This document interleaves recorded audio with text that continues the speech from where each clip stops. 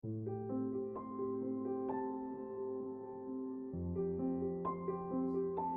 this week, I'm reflecting back on a conference I was at back 7 days ago, down in Stanford University, just outside San Francisco. And it was called Empowered Relief Certification Workshop. So I was there with approximately 20 others, a variety of different professionals, including psychologists, physiotherapists, and there was one other physician from Canada. In fact, only myself and one other physician from Canada there. So we had a great couple of days. It was good to connect up with like-minded people. And we were taught by Dr. Beth Darnell. She's a PhD clinical professor at Stanford, and she's been leading the way in the field of research around the subject of meditation and different practical approaches for helping patients. So Dr. Darnell has created this workshop for instructors, and she does this on a regular basis for her own patients at the Stanford Pain Clinic, along with other clinical instructors. So we were there, and we had a interesting 2-day learning.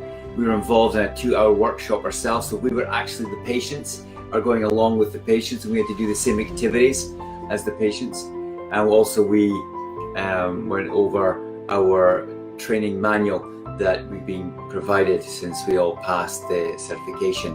So I really look forward to bringing some of this knowledge to you right now, and also setting up a little group in the next few weeks for my own patients, and I look forward to setting up a bigger workshop in Agassiz on May 11th for patients. And it's really just a proven scientific approach, simple remedies for helping us with pain.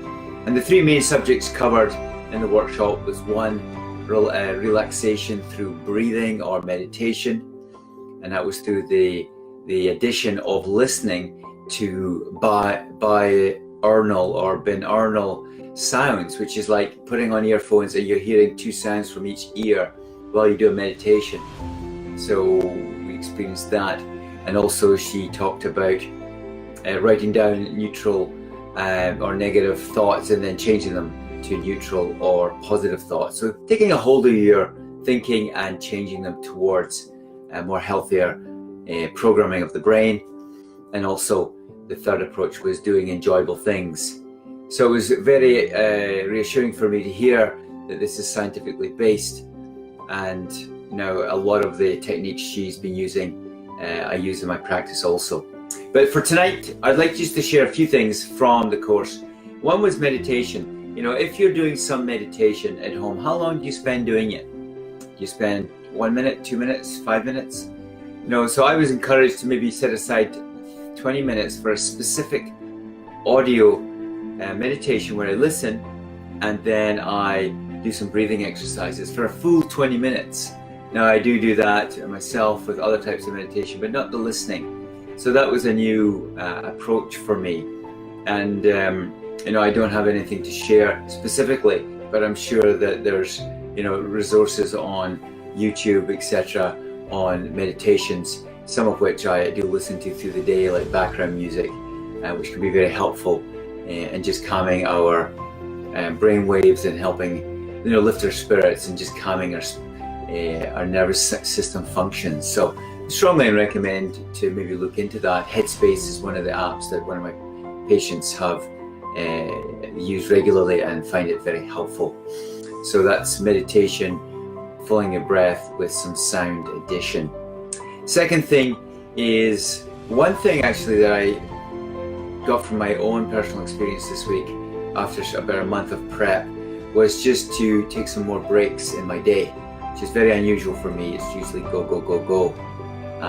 But I've decided to make some breaks halfway through the morning and afternoon, and just taking some time out, just to sit, maybe do some catch up, to breathe, do some meditation, check some emails, just a variety of different things.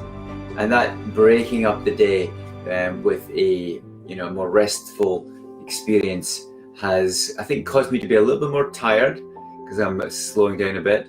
But I think from a holistic perspective, very important. And I'm sure many of us can relate to the busyness of a life, whether at home or at work. And I think it's important just to, put into your calendar, into your schedule, time for you to enjoy that activity. It could be a walk, it could be writing, it could be, just hanging out with your animals, your dogs, or your family members. So whatever it is, and put your heart into that and really enjoy it. And in fact, that was the third take-home message from the workshop, is do things that make you feel better, that soothes you. And it's something that I think we could all benefit from, for helping our autonomic nervous system rebalance.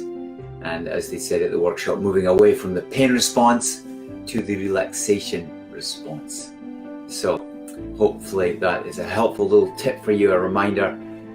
We all need them, I think, especially in the world of chronic pain, and ways of trying helping and enhancing our life on a daily basis.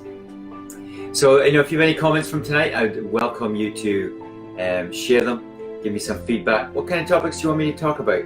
I look forward to reading those and implementing them. Legal disclaimer tonight: if you have any medical concerns, pain issues, see your own physician or a local physician in your area. It's good to be here once again, and I look forward to next week. So thanks, and have a great day. Thank you. Bye-bye.